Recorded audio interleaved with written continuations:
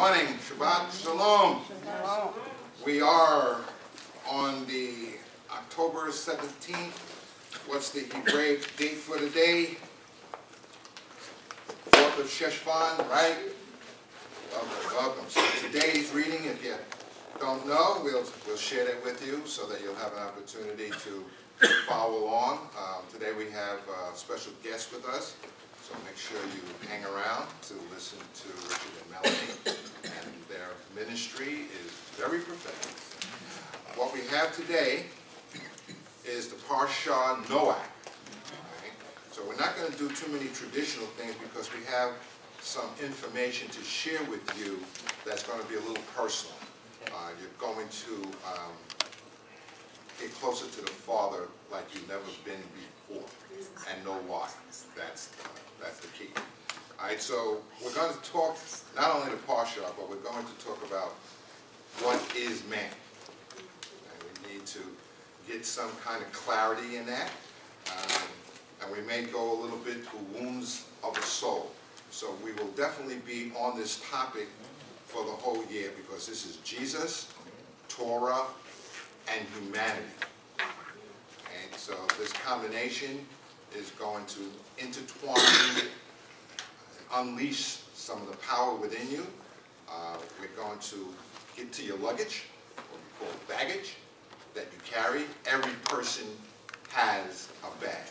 Yes. I know you think you're unique, right? But let me tell you, 7 billion people on the planet, you've got the same kind of luggage somebody else has, especially if you're human. So I know you think you're unique, your fingerprint in your hand, and you are, as an individual, unique, but the luggage you carry may not be. So if you're not speaking to people, you probably won't get any help. Why? Because you think you're unique and don't have to share anything. Thus, you continue to have the issue. We know what the first 5 books of Moses are in the Torah, and you've got the information about the 54 readings. Your calendar, if you don't have one, admin@lamed.org. You can get the calendar, www.lamed, whatever it is. You can get your calendar. I recommend it as a guideline to follow the scriptures on every Shabbat and keep you in prayer. Now, when you read it on Saturday, you've got to act it on the rest of the week. Just don't be reading the material and then to let it go to waste and go praise and holler on Sunday and then start drinking on Monday or Sunday night or whenever. Watch your habits. This year is very important to us, like all years are, but there's something that's happening this year that's called the revival. The revival. And I know in Christianity there are certain definitions of revival, but I'm going to give you today what God means by revival. All right? So in the general index with the translation, the Torah readings, you can see that we are now starting the cycle all over again, and every year we start from Genesis, or better sheep, and you never can get enough of this. Every year it is, God just lands a little more, a little later, and we get more information. And I'm so encouraged about what's happening this year. I can't wait to tell you what's happening to me already, just by applying one little principle. One. So God helped me out quite a bit. Thank you, Daddy. So we're going to do Noach.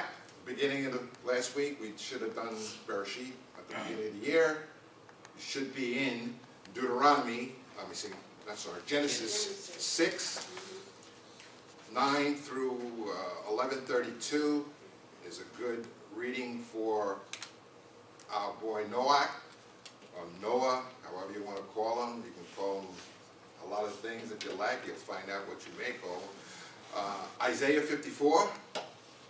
1 through 10, it really goes all the way through 1 through 55:5. It goes all the way through, so when you have your time, read the whole thing. And I know we're all busy and we don't have time for God, so take your time. Take your time. Psalm 29 is in the house. Romans 4 through 6. And what God has given us to add to that is our favorite Italian prophet, Malachi. Malachi 4 and 6, and then there's also Proverbs 17 and 6, which we're going to discuss when it comes to what is man.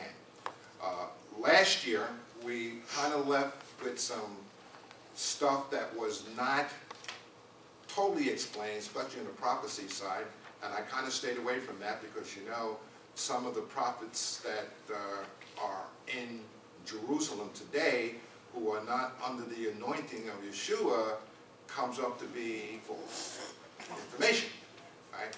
I think I sent something out about a guy talking about Magog and Gog as God has changed some words or something. But let me explain this to you. If God says something and it's written down there in the first 5 books, nothing's going to ever change about that. God's promise is God's promise. Let me tell you this. It's how it is. All right? Now, if you don't believe it, you're still going to get stuck in the mud. It's going to happen. Right? So when you're looking for the hurricane, it's coming. If you're looking for Shemitah, it's coming. You just got to know when. And the people in the house, today we're going to make sure you know kind of when. So we're going to fill that hold up for you a little bit and see man's timetable and God's timetable. How God looks at this thing. Right? When I say God, Lord, we're going to use the terminology Adonai. Now remember we talked last year about the 7 names of God. Okay? And we went to the Yud-He Vah-He, the Y-H-V-H, and that's the biggie because that is the tetragrammaton for the name for the Father. All right? So make sure you got that. Then there's this second one, and we may get to the rest of them this year. The second one is the Aleph, Dalet, Nun, Yud, or Yad. Now, I did not put on the screen for you the actual original Hebrew Aramaic stuff. And I did have it. I'll send it to you if you really want to know how these things are broken down, because some of the characters are spelled a little differently. So if you see the Y-U-D versus the Y-O-D, the same. Right? Don't let the transliterations mess you up. Always understand the intent, what we call kavanah, the intent of the Father. Right? And Christianity and other religions have pulled us away from the original intent to cause confusion. And who's the author of confusion? Satan. You understand. All right? And his life has been to destroy man and keep man from his Father. That's the whole battle wax thing here. So make sure that when you get into a system, you are doing what God says is intent. Kavanah. K-A-V-A-N-A-H. Right? So when we look at the Aleph, and the Aleph could be spelled A-L-E-P-H. Again, for the scholars out there who use certain kinds of phonetics, that's fine. What we're saying is we understand the meaning of Adonai. Right? So if you spell it differently and you want to have the Semitic conversations, just smile at people. It's nice. But you know who you're speaking about and to. All right? And this is what Yeshua did in the Garden of Gethsemane. When he was talking Abba, and when he told the apostles, Abba, he said, Father, to call him Daddy. If you don't know, he's got all these names. There's a bunch of them. Trust me, there's a lot of them. But for us in this generation, Father Adonai. Yeshua set the example, so don't try to twist it. So you can call it anything else if you like, but when you're getting for that mercy thing and you need his help, let's deal with Adonai. All right? Now, I'm going to give you something that you won't have. I guess we should go a little bit of Noach. I don't want to spend a whole bunch of time. I should, but if you didn't get it, I sent you emails on the terminology Gezel, G-E-Z-E-L. The Hebrew word means robbery. Okay. You know about the 40, the significance of 40? I hope you do. Right? The 40 generations, especially the 40 years in the wilderness and being fed. I mean, that's tremendous there. No clothes getting deteriorated. They got food. Wow. That's what you got to look forward to. You know? Did the diet change after the flood? You know, most of the people today will probably be speaking about the flood. How many times you heard the story about the flood? And all the things that go along with it. Not today. I'm sorry.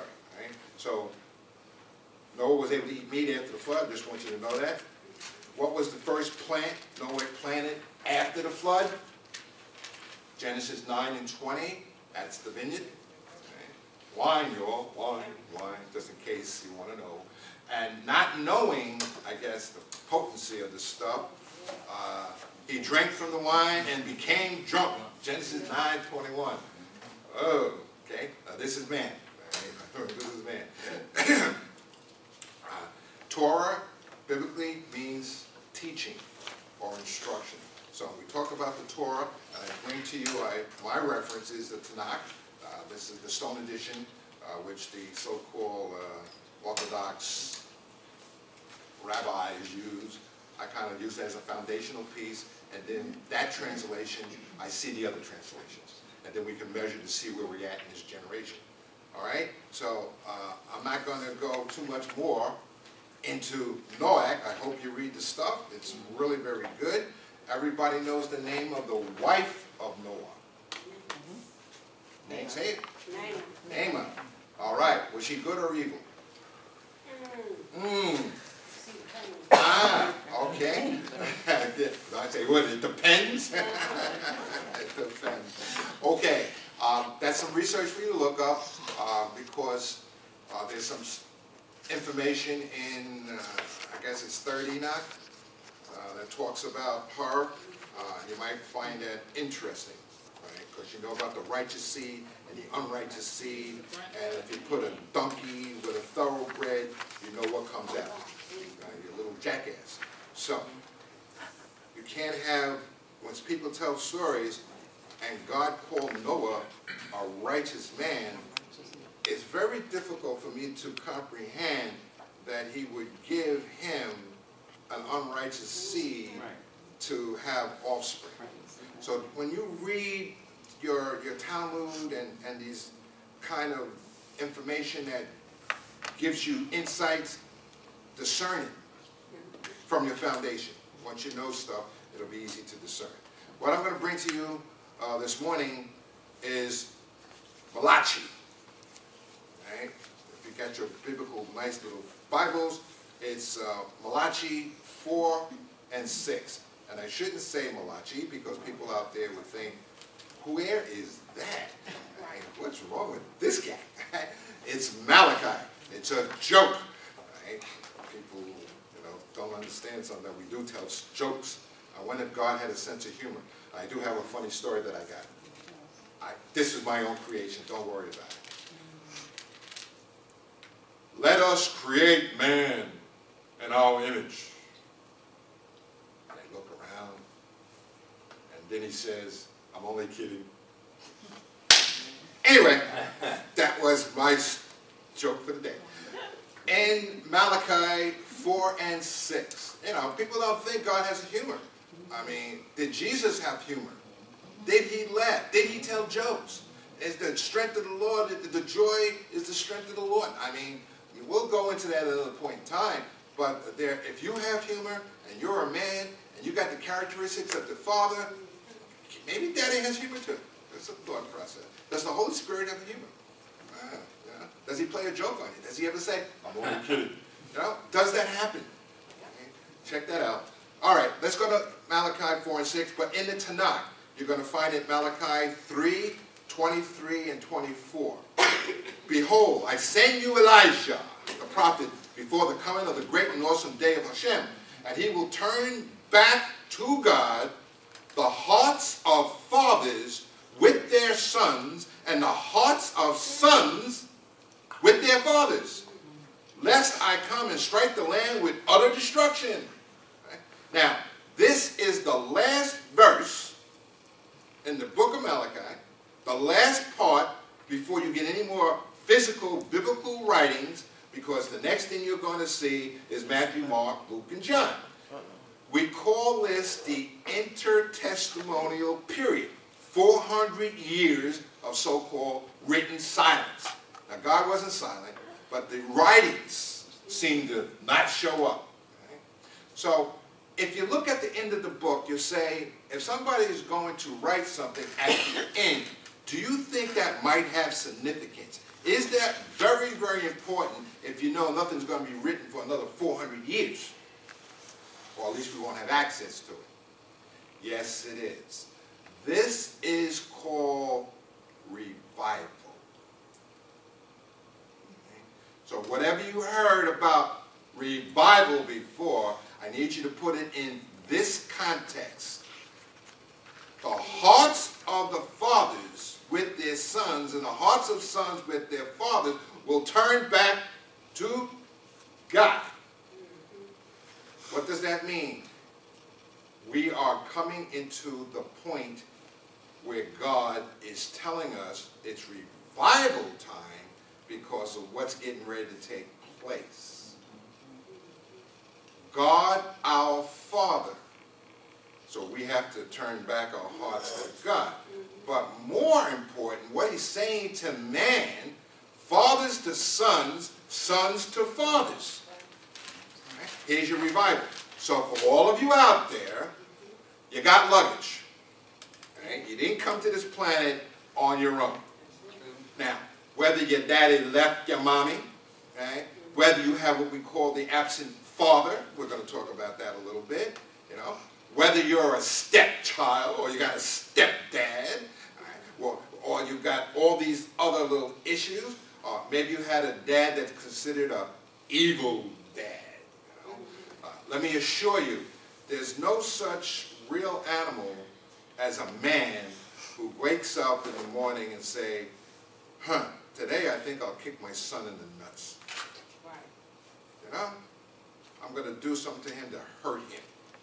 I don't think you'll find that going on with 95% of our population. But there could be, you know, a percent of considered evil men who just wake up and say, I'm going to get my son today. Right? I don't think any of us are in that category. But we do have soul wounds with our parents. I'm going to refer to them as luggage. Right? We got a bag. Dad died, I never got to see him. Oh, God. Dad beat my mom. Oh, he wasn't around. Oh, he was a drunkard. That's all I remember of my dad. Oh. Okay.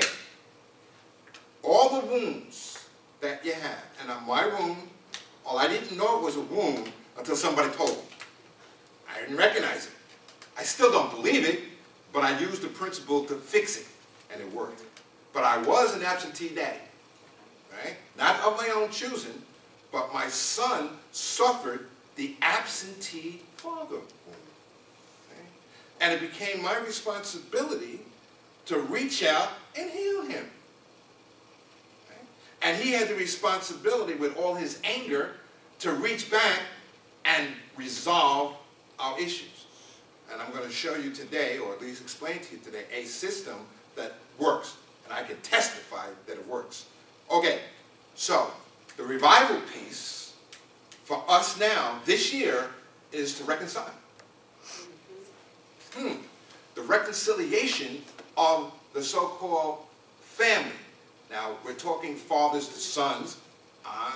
Not going to eliminate mothers to daughters. Okay, we all got this, and we all got mommy issues. Don't we? I do. I don't know about you. My mother's a single parent. So, you know, I got a mother issue. Growing up. And today we're going to talk about how it is. Once we identify it, then you can decide how to fix it. We'll give you some recommendations, but you have to go out, who's going to be the man, and make the first step. And when you do that, you're going to find out when you loose this luggage or release this luggage, you're going to get closer to your Father, your Heavenly Father. All right?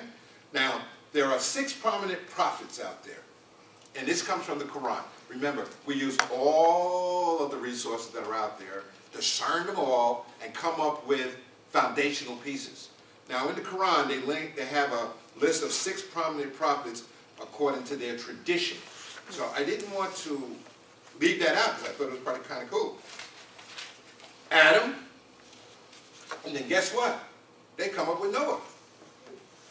Right? So apparently we're in sync at some point here. the traditional Hebraic Bible or the Tanakh, and then we've got Christianity, Christian Bible, the Baha'i, the Chinese, the Koreans, all over the world. You're going to find that this foundation is real, or at least it's spoken of as an agreement. So you got Adam, Noah, then you got Abraham, and they got Ishmael and Isaac, and of course in Judaism we got Isaac and Ishmael, but Ishmael was the firstborn, so we can't, that's not the problem. It's true, right? Now who the blessings came to was another thought process, but at least this is accurate. Then we have Moses, they got Miriam, and then of course, or Mary we call her, and then in the lineage they got Yeshua or Jesus, right, as prominent prophets.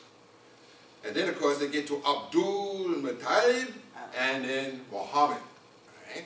Who am I to say that this is not correct? I'm not going to say that. And I probably assure you, if you read the Quran, you're going to find that the writers of Muhammad gave some very valuable information that is spirit-filled. So don't shut your eye when you see sources that come up to other cultures with foundational pieces. Measure to what you have, and the truth recognizes the truth. Right? So if you're born again, you won't have any problem with spiritual discernment. If you're not, you got to go through an academic process and figure it out and ask for guidance. And if you don't have anybody to speak to, find somebody. If you don't have a father in the house, a mother in the house, we got people all over that's supposed to be, unquote, PhDs and doctors and all that stuff. Find them. There are pastors there. Talk to people. One of the best things that you can do to help yourself right now, I'm going to give you 3 things. Read, read, read. Okay? Don't sit there and be a dummy.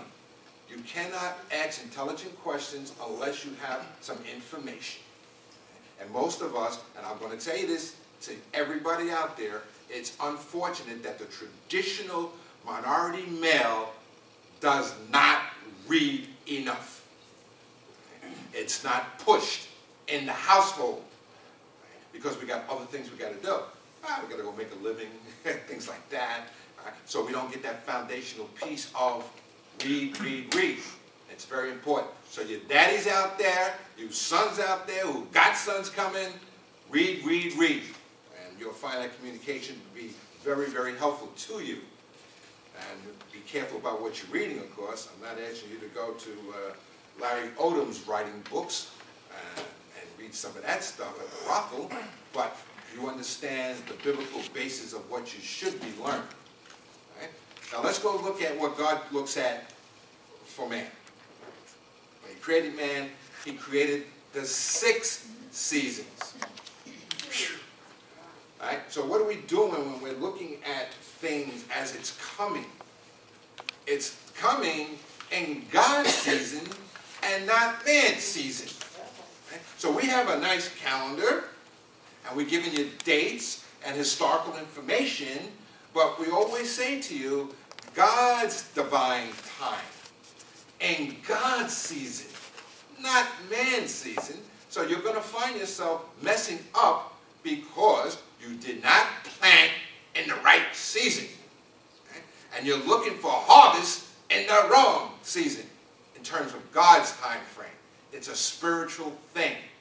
You can plant every day spiritual seeds, but I assure you that crop ain't growing until the right time. Got that? All right, we good. All right. So, I mean, there's exceptions to the rule. God can do anything He wants to do. But the rule of thumb is plant in the right season. Right?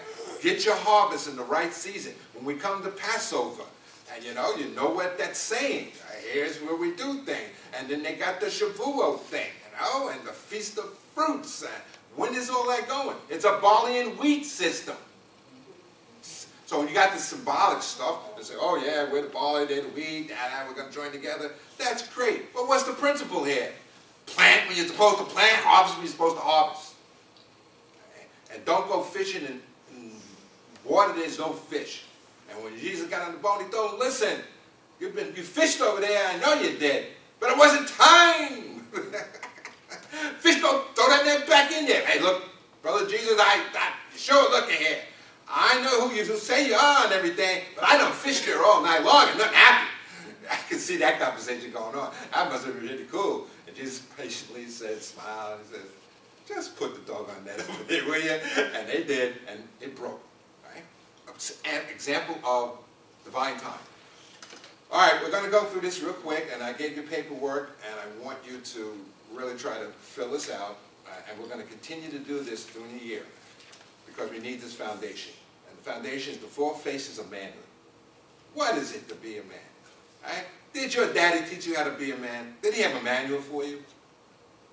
Probably not. Right? Did he have a man plan? Right? Some women are saying, I wish he did. No. No. And you know why? One of the reasons why? Because we weren't able to find the God plan as the Father.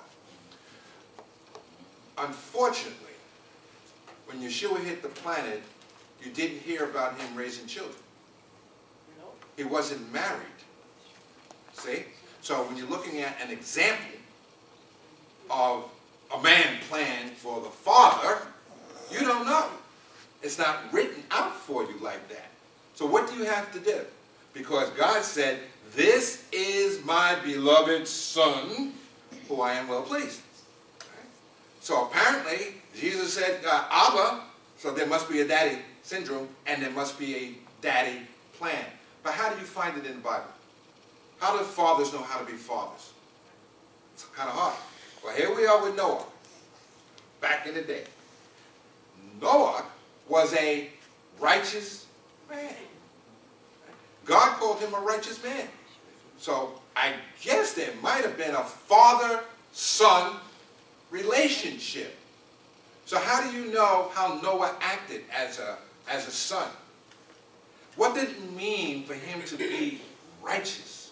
So that man should be righteous. It's not written out for you, is it? Right? So you got to really think this through. You got to say, okay, God, I call you daddy, I call you father, but what does that mean as a man, how to be a father? Well, look through all the things I've done, stupid.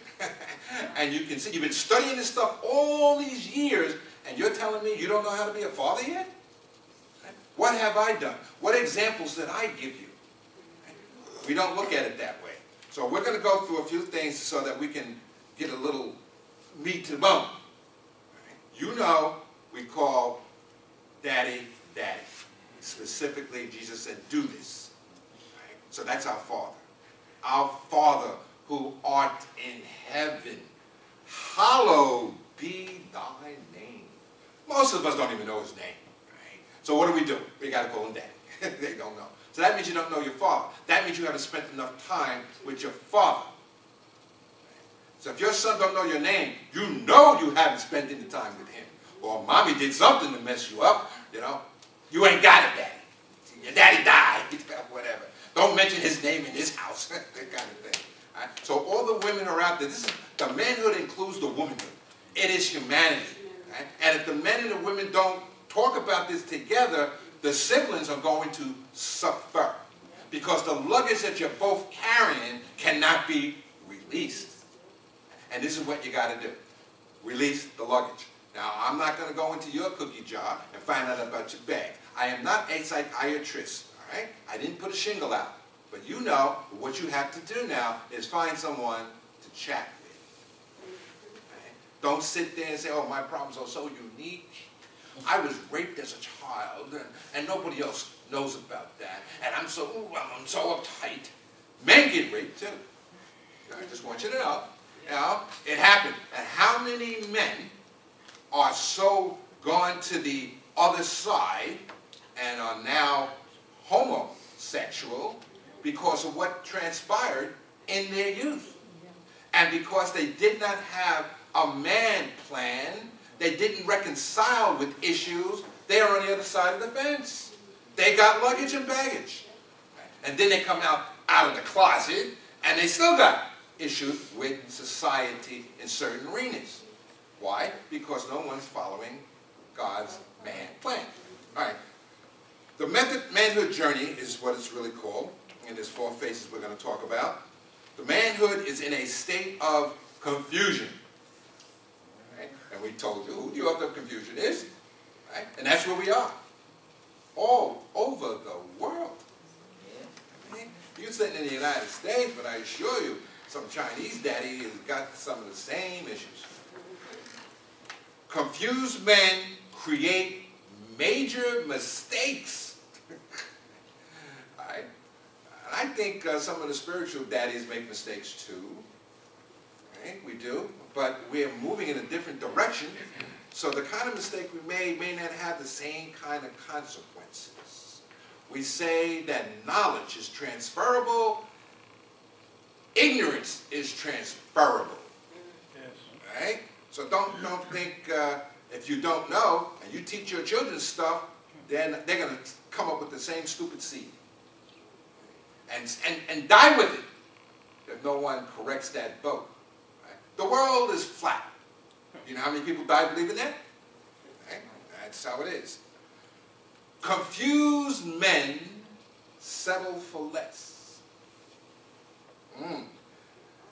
They never live up to their God-given talent. And when they get battered in the house and have all these mortal wounds, they seek something else. In the absentee father, if a son doesn't have a good relationship with his father, he replaces it with demons. Okay? Now that demon could be alcohol, drugs, women, all kinds of other things. And it stems from the fact of the absentee father. He had not had the opportunity to let that luggage go or get that direction that he really needed to become a righteous man. Right? And some of the dads don't know what is a righteous man. Why? This goes all the way back, folks. This ain't, you know, I'm only going back to Noah. We know Adam had an issue. What happened to his children? What kind of parent was Adam? What did he teach Seth? Who killed who? Cain killed Abel. All right. And then he had the other children. What did he teach them? How did he do that? When you get to the Garden of Eden, you find out they're going to a feast and give an offering. Daddy showed Adam, Adam showed his sons. Wow, there's an indication here about what we're supposed to be doing. To this day, Passover is still here. So if we're not teaching our children, the man in the house, if the man's not there, the woman of the house, the humanity in the house is supposed to teach the child what it is to serve God. You're not doing that. Why? Because the manhood plan has not been in place. The man does not know how to be a righteous man. He's clueless. All right, let's move on. Let's go to the faces because I want to get this all in and have time. Face 1. The king. You know, you always hear that, well, you're going to be kings and priests. That's nice. And they walk around today and we're talking about, yeah, I'm going to be a king and priest when I die, and da-da-da-da-da, God's going to raise my mortal body, and this is that. All right. Well, what are you doing right now to exercise, to show your family what it's like to be a king? And I'll add queen. But you can't be a queen unless you get a king. Oh, that's true. That's true. But your king died and you stay queen. Right? So all of a sudden you think you're a queen without a king. What an issue. Why? Let's look at the characteristics of the king. It reflects righteous energy. It's characterized by strong convictions, courageous moral codes, a servant spirit, and righteous leadership. Now, how are you going to get all this? Whoa! I mean, our Father gave us 613 written instructions. Right? Never mind the 10 Commandments. Right? that we say. I mean, you know, you got the Decalogue for the 10, and that's good. But we don't have the written plan because no one is trying to teach the instructions from the Father to his Son. This is why Sabbath classes are one of the most important things for the people to get together and discuss God's stories and instructions, his rules and regulations, because he's your daddy. You spend time with your daddy, you have the righteous energy you know you need to teach your family how to become righteous and have the face of a king in your house. Now, if you're a woman, you can have the face of a king. You can have righteous energy. Okay. Proverbs 4:18 and Proverbs 20:7. These are the biblical scriptures to give you information about the face of the king. Face number 2. So you're going to have a little work to do once you recognize your luggage, and each one of us has to dig in and admit you've got this unresolved pain that you got to fix. All right? Face number 2, the warrior. Oh, we can identify with that. Okay, right? Right? How many heads have you bopped? You know what I mean. Raise a child with a strong hand, you know, so he won't go astray. Right? My mother whipped me so many times I can't even begin to count them. All right? And we had this conversation. I told her, now, you're 88. This is payback time. She can't move around like she used to. I'm still your mother. I said, yep, I understand that. And every time she reminds me, I remember the whippings that I got from my mama trying to be a father. But what happened? My mother could not teach me how to be a warrior because my mother was always trying to protect me. So she was devastated when I went to the military, went to war. Her hair gray. She said, I did not prepare my son for this. I don't want him to go. So very difficult for women sometimes to teach their sons to be warriors. Okay? But we're going to go through that. Characterized by initiative, protecting, providing, persevering, and fighting. Okay? These are different characteristics within the warrior facet. Okay? You'll find this in 1 Timothy 6:11 through 12. Now, all these characteristics do blend to inhumanity. And I know we go to men's groups, women's groups, but we should have a human group. Right? Because each side needs to share what's going on here. If your man is growing, you need to grow with him. Right? And if you're all alone, you should make sure you're growing more in God, your Father, than before, so you can teach somebody how to become a man or a woman of God. All right. Let's go for phase 3, the lover. Out! Everybody thinks they're lovers, right? Okay. This is the romantic energy part of your human body. We all got that, right? Because the first thing you want to do is you want to procreate. That's the energy level. That's what it's for. Right? But let's look at what it's characterized as. It's characterized as tenderness, sensitivity. I'm going to be the first to tell you, I was not a sensitive mom. On the outside, might have been on the inside, I sheltered it well. So there's a luggage that I got to release. Why am I hiding my sensitivity? Because society told me that a real man is not supposed to cry. Is that the deal? Right? Well, growing up, do you hear this? Right? But who's giving you this? Man. Right? Did Jesus weep? Oh, gosh, me. What does that say to you? Huh? Oh, that means there got to be some sensitivity within the Godhead Father who talks about this, and he grieved for making man. You read that. So you're going to find all these things within the characteristics of a romantic energy. Sacrificial care. Wow. God so loved the world that he gave his only begotten Son. Man, you know, that's a little bit of pain here. You're talking about a soul wound. You know, to me, I can't imagine throwing my kid over to some place to be crucified or shot or cussed or anything. And for sure, you don't find many mothers trying to send their kids to do something like that. Right? So therefore, there's a level in spiritualness with Daddy that understands this, and he has a blueprint for being a father. Emotional openness. Here we go. I was in the corporate world. You know, they called it the closed door policy. You know, I gave you this is what you got to do. Shut the door, get it done. Right?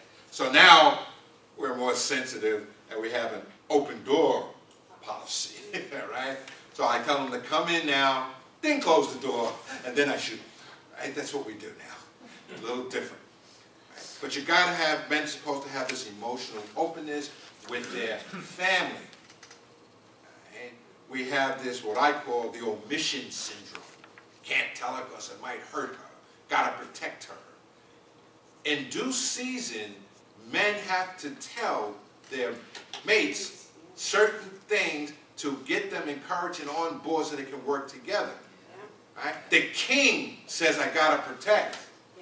Right? The lover says, I have to communicate. Okay? So we're going to see how this all works out, and when you see this diagram of the four faces of man. The fourth face, and you'll find this, the physical affection. I don't even have to go into that. Everybody knows about that. But that physical affection is not the godly physical affection, because most of it is lust. Most children, I'm going to say this, most children that got here through the lust aspect. Right? It wasn't like we planned to get married and we worked 2 years and then we decided that we were going to have you. We invited the Holy Spirit in this night and we just made love, and then 9 months later you showed out. Come on. Right? Stop lying to yourself. You know, back in the 60s and the 70s, you know what you were doing. You know about the weed you were smoking, and everybody was having a good time, and boom, you're pregnant. I'm pregnant? Oh no, what are we going to do about this? You've heard the stories, right? You heard them. Right? And I can share some stuff with you personally, because I know. And I talked to a lot of men, a lot of brothers back there. Oh man, she's pregnant. What am I going to do? It wasn't no Planned Parenthood thing. So, you got luggage you need to fix. And when you got a woman you didn't want to have the child with, bingo! Mucho problems. And if she don't like you, you're all going to court. Right? So what happens in the first 3 or 5 years? You're at each other's throat, and the little change that you got is going over here, and you found somebody else that you want to deal with, and they're saying, wait a minute, you got a kid? You got 2? Oh, God, we can't deal with you. I love you, honey. You got too much luggage. Right? You're all laughing, but you know, this is what goes on. Right? So, Ephesians 5:25, you know, for the lover in you. Right? Face number 4, the friend. Right? The friend. The connecting energy. Right? There's loyalty, accountability, challenge, and fun. Right? The friend is really, most people are not friends. No. Right? Not friends. You'll find this in Proverbs 17:17, Proverbs 27 and 17. Right? Loyalty, very important. Right? And even in business today, you know, we do business with people we know and trust. Right? And then you expect them to be dependable. You got to have fun with some folks. You know, if you're not having fun with a friend, at some point in time, are they really your friend? And I point this out because God himself, when he was, I guess somebody asked the question, Abraham is my friend. Oh my goodness gracious. All right, so when you see these biblical things coming out from Daddy, it's part of the blueprint. He's saying, I got a friend. And before Abraham, that Noah was a righteous man. You get these connections. Oh God, these are blueprints that you should know about from a father perspective of the characters that fathers are supposed to have and emulate. All through the Bible, he's been a father. Especially to the children of Israel. We're not even there yet. We're just going through stuff because you know what happened when they went through the Exodus. Daddy just showed out. You know, let me open up the sea. You know, let me put this pillar of fire behind you. I'm gonna be like a brooding eagle over you. I'm not letting anybody touch you. I will preserve you. I will take care of you. And for 40 years, don't worry about a thing. Right? That's a daddy. So if you want to relate to a manhood principle of a father, check this out. Okay. Let's go to some observations. All too often, honorable faces of manhood are replaced by ugly caricatures. Let me give you a couple of these things. In your symbol here, there's, on the king side, you got a straight line, right? Right? You have to determine if you're on the left side, or the right side, or in the middle. Okay? You do this for yourself. Are you a tyrant as a king? Or did you abdicate? Where do you fall? Okay. Is this up in the, you got the clues up here? Good. Oh. The lover? Quadrants are there. The lover. Are you cold? How many people are cold? Oh. Don't answer this out loud. Think this through. And then find someone to talk with, communicate with. As a warrior, are you a wimp? Find out what side of the line you are on and how close to the middle you're supposed to be. As a friend, are you a user? You know? Find out the other side and see where you fit in the middle. Because for the four faces of manhood, you're supposed to be, you know, straight, north, south, east, and west. All right? So you got to think this through yourself. All right? After you get rid of your luggage and you kind of heal these wounds that you think you have, and I'm going to show you how to do it. Once you get that done, you're going to be set kind of free to communicate with your real father. Right? And what somebody had a song, I miss the time we spent together. Have you ever noticed a son, he says, Dad, can we go fishing? He know nothing about fishing. What he wants to do? He wants to spend time with Dad. So if a kid wants to spend time with Dad, what's wrong with you trying to spend time with your dad? Characteristic that's there. I miss my time with you. So you're supposed to be praying and meditating and studying His Word, getting close to Him. How do you get close to Him? Through studying His Word, because He left that, He left the manual. Yeah. But in our households, we kind of missed the boat just a little bit. Okay?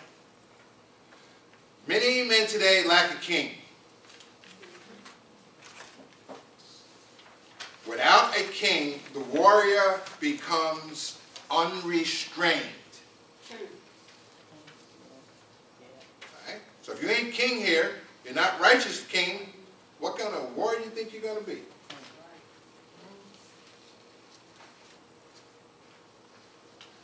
Emasculated the warrior, women have emasculated the warrior in many young men. I know women don't want to hear this, you know. I know you don't want to know about that. You don't want to hear it. You don't want to even admit it. But not liking his dad and telling him that, not allowing the son-dad relationship to take place, right? Whether it's righteous or not, the guy just wants to spend time with his dad. Now, if it's not righteous, you correct it. You know, he's going to ask some questions, but what's he seeking? Time with his dad. Now, if dad is gone, right, how are you going to spend time with Dad? If he's dead, how are you going to spend time with Dad? By learning the righteous principles and passing it on to your children. You can reclaim what you lost by teaching your children. And if you don't have any children, take some young guy off the street, in your church, synagogue, wherever, breathe into him the manhood life thing from Dad. So you don't have to have physical children to do this thing. Right. I ain't got no kids. You know, when you get them, I don't want this kid, let me get rid of him. You know? But you got to stay with the principle of the God plan for the manhood. Okay. The creation of a soft male is indecisive as to direction. Soft men have no direction.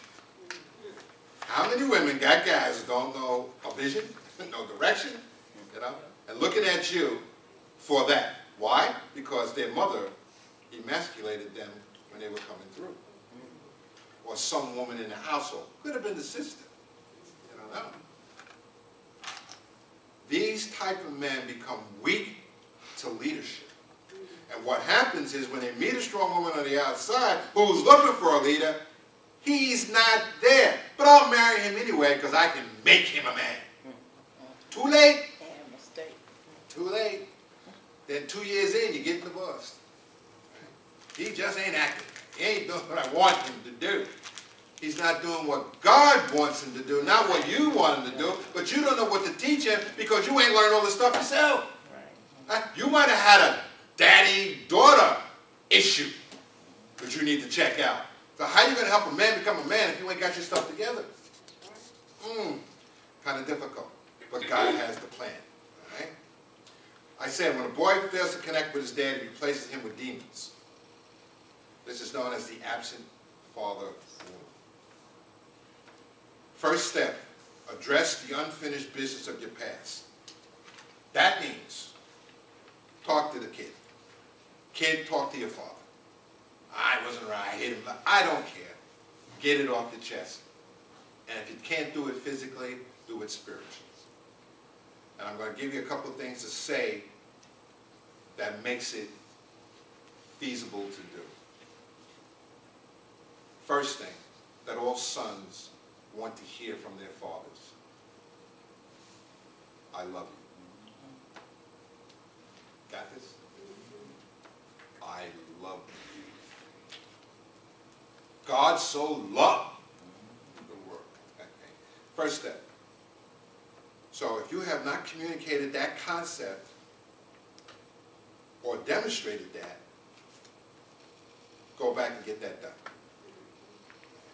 I love you. Number two, and I don't mean to be insincere about it. If you have a hard time communicating at all, drink some wine. No, I'm going to sit you. Have something energize you in prayer to tell you how to approach the family issue, especially with, my dad never told me he loved me. Right? Get that resolved in your head, and then go tell your family you love them. Number two, what a son always wants to have from his daddy, which he seeks, is daddy's approval. Okay? Daddy's approval. This is my beloved son, who I am well pleased. Energy going through the approval. And I approve him, and you turkeys down there should approve him too. Got this? Or everybody all of a sudden, sky opens up and these words come out, all of a sudden, it's called the seal of approval. In Judaism, it's the bar mitzvah, right? When a man becomes a man, that kind of thing. So if you have not done that, we say, please do it to get that done. The third element that you may want to consider is giving your child or your son or your father credit for what he's good at.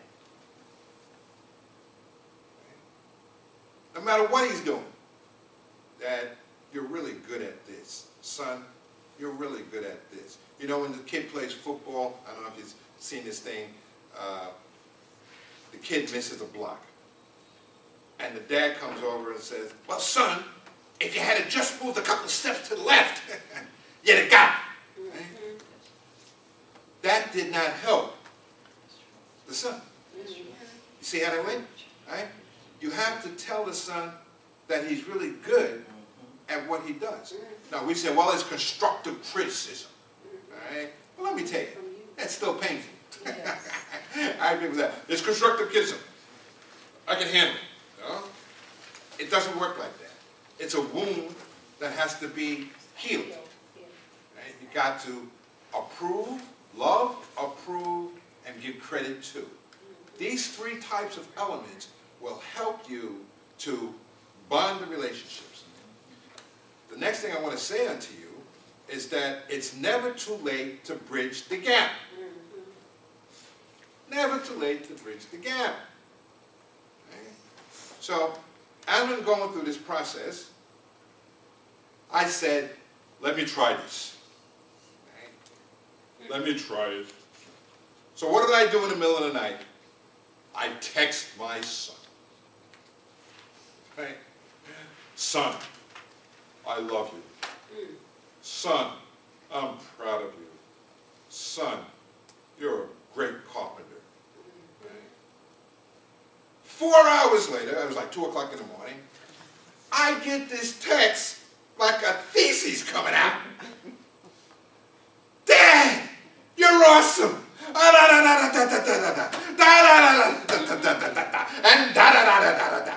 I'm saying to you folks, be ready when you open up this door to get ready, because I didn't realize the need for him to bond with me for what he missed, what we missed over all these years. You know? And what's the beauty of this thing is that now he can take this and pass it on to his children. Now, right? So he's reclaiming his manhood from what we've done. Right? Now I can tell he's stepping out. This was the longest text I've ever seen. So that's good. So now I got to try to modify it, cut it down a little bit. You know, Dad's still busy here, son. You know, we just can't text all day here. So, but it demonstrated to me the wisdom of God's plan. The revival is here. The revival is in me now, because Daddy passed it on to me to say, bring the fathers to the sons and the sons to the fathers. Show them the manhood plan, the God plan that I set out, and keep them out of the state of confusion that's been going on for centuries. Right? That's the deal. So this year, you know, we're going to go ahead and get deeper into this stuff so that we can get closer. We're having a little revival here. And I'm so glad, I'm very thankful that all these years we've been following the principles. Right? So we know what the righteousness is supposed to be. We understand the rules and the regulations. So now what we have to do is heal our families and bring us all together. What does this tell us? The revival's in the land. That means John the Baptist, or Elijah, which was John the Baptist back in the day. Yeshua gave it to him. If you can receive this. This is Elijah. What's he telling these guys? Hey, you got to have this revival thing. You all got to get this together now. Well, what happened? 100 AD, things were straight. Now we're here, 2015, 2016, whatever we are, and I can say unto you that the time is just not near. We're in the revival period. Right? You're going to hear about the destruction in Guatemala and all this good stuff and what's going on in Jerusalem and all these confused people. Right? But we in the children of light do not have to be confused because we already have the plan. The glory of the sons is their father. Proverbs 17 and 6. This is deep. Yes, it is. sons is their father. So, who's our daddy? We can say the name Habadan, Adonai. Yeshua is the son that showed us the daddy plan. He said, this is how I relate to my father. My father and I are one. Okay. Let's say thank you, thank you, thank you. Hope I'm on time because we got other things to do. Thank you to Akron, MC Square, Elcock Properties, MC Test Global, Kids Against Hunger. If you haven't heard, we're getting ready to come up with a national product. The national product's already here. There's more, I guess, some kind of bean, some Mexican bean to make it palatable for the people. Yeah, they went to the Mexican bean thing. So it just came out, y'all, so you'll be finding out about that because the International Food Relief Program is got a different flavor to it. It's just plain rice and vitamins and vegetables. So I wasn't into it myself personally. But, you know, it's good food. It's good to help your body. But now we've got some taste to it now. I haven't had it yet, but they tell me it's pretty good. And they've done research. This has been going on for a couple of years to get this together, get the right flavor and taste and thing. So we're glad to announce that's coming, and I guess we'll have it done by the end of the year. We'll package some and get it out by the end of the year. Okay. The next event, hopefully, November 21st, it's Jesus, Torah, and Humanity. We will definitely try to put the stuff on YouTube so that it will have, everybody can have access to the information. This information is very, very important. It's the revival piece. And we need to get our folks together on this. So we will put this on YouTube and make sure that people can follow the sequence of things. You're here at the foundation, so you're going to know about the 4 faces. A lot of people won't know yet. And then we're going to go through the 8 wounds. I gave you a piece of the one mortal soul wound, which is the absentee father wound. And there's a mother bonded wound we're going to go through that too. It's just good stuff, and we're going to grow together in Christ. December 6th, it's Hanukkah event. We hope to do one. We're not sure where, but we'll have a little Hanukkah celebration. All right, Q&A before we get to, oh, I did have something to tell you. I'm sorry, I didn't want to, I messed it up. Oh, gosh. There's an angel that was sent to Noah. I didn't want to mess this, I want to give this to you. This angel that was sent to Noah is called Uriel, U-R-I-E-L. But the angel was sent to give Noah the art of healing. Okay, I want you to get this. Because Noah becomes a fixture as a father image. So in this process, we'll go through that a little bit more on the next one. But one of the keys in the manhood plan, as a father, Noah had the art of healing. And if you notice, if you go back to Adam, when he was sick, one of the sons would try to go back to the garden to get something to heal him. So if you pick out all the pieces, you're going to see that Daddy had the father plan from day one. And for those who wanted to know about the angels falling, because we talked about watches before, and people kind of shied away about watches, there are good watches and evil watches. There are 2. All right? And the evil ones are the ones that fell to the 5th heaven. So when you read in your book about the 5th heaven, this is where the evil watches got to. Okay. Right? And that's why they're finding water on Mars.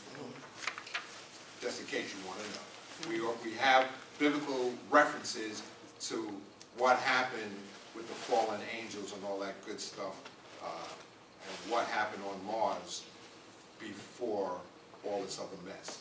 So that's another theological story, nice stuff. But again, I encourage everybody to do 3 things. Read, read, and read. All right, Q&A before we get going on.